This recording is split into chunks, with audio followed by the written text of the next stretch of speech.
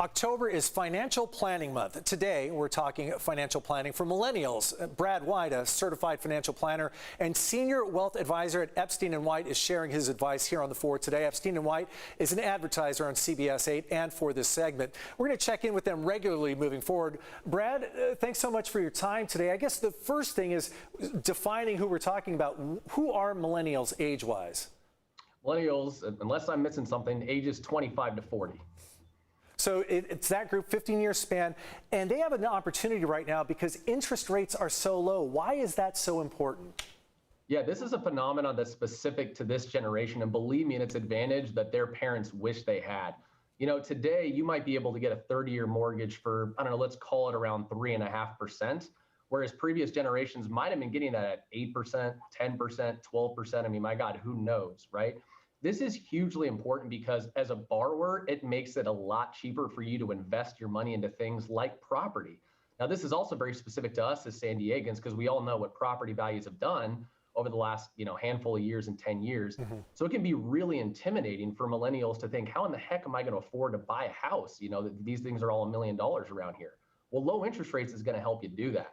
To give you an example, if you're looking at $1 million house and you could put $200,000 down, and you had, let's say, to get an $800,000 mortgage at 30 years for 3.5%, excuse me, that would be a principal and interest payment of $35.92 a month.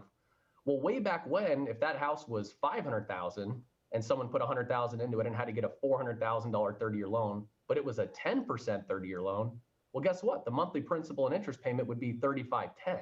So in other words, the monthly payment that somebody might make today on an $800,000 30-year loan could look very similar to something like a $400,000 loan might have looked for a previous generation. So my advice for millennials is don't overextend yourself, right? Don't buy things you can't afford, be responsible with it, but leverage low interest rates responsibly wherever you can. It's a huge advantage. So that's one thing. That's the front end. That's housing, doing that now. Long term, when you're starting to look, you obviously want to get to work with a financial planner, but there are some tools out there for people to start getting an idea of what that looks like. What are some useful tools out there that you would guide people to just start penciling out what their future is going to look like?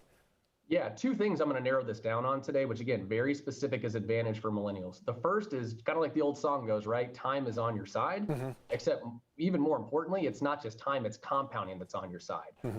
So every little bit that you do early on in life, it will equal huge dividends later on in life. So if you start saving right now, I gave an example where a 30-year-old might save until 65, even $500 a month.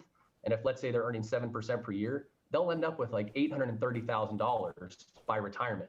But if that person waits just 5 years, waits until they're 35 years old, they'd only end up with about $566,000 by then, which is really crazy to think about, right? That's only $30,000 less in savings that person did, but it equaled almost $300,000 less in money. So again, that's the power of time and compounding. So don't feel lost or hopeless or that you're behind or that it's too late or you're not saving enough. Everything you do now as a millennial equals huge dividends later on.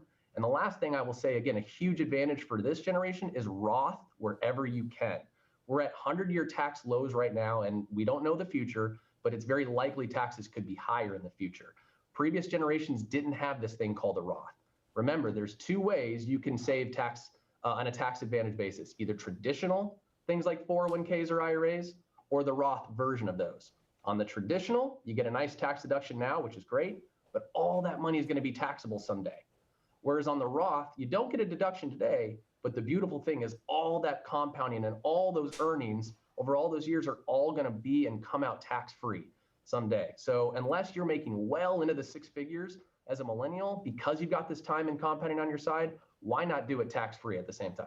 Brad White with Epstein & White, appreciate your time. We're just scratching the surface. We're just starting this off. First time you're with us. We'll be doing this again every couple of weeks and look forward to digging into these questions more and more in the future. Thanks for your time today. Yeah, thank you.